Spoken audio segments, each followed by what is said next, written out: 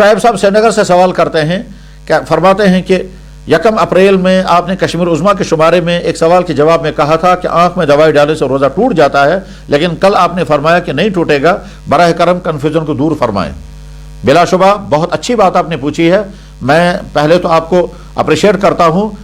کہ آپ نے کشمیر عظمیٰ بھی غور سے پڑھا اور کل کی بات بھی آپ نے توجہ کے ساتھ سنی ہے اور بیدار مغزی کے ساتھ، اور جب آپ کو ان دونوں باتوں میں تضاد نظر آیا تو آپ نے فوراً پوچھ لیا۔ جذبہ یہی ہونا چاہیے۔ میں دوبارہ آپ کا اپریشیٹ کرتا ہوں۔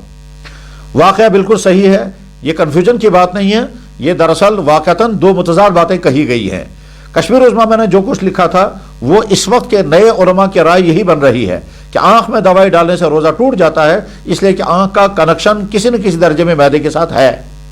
لیکن اس کے بعد مختلف حضرات نے جب سوالات کیے اور اس میں کچھ مفتی حضرات بھی ہیں، ان سے طویل گفتگو کے بعد پھر ہم نے تمام فتویٰ کی کتابیں دیکھی۔ ان تمام فتویٰ کی کتابوں کو دیکھنے کے بعد خلاصہ یہ نکلا کہ ابھی تک چونکہ تمام علماء اس بات پر متفق نہیں ہیں کہ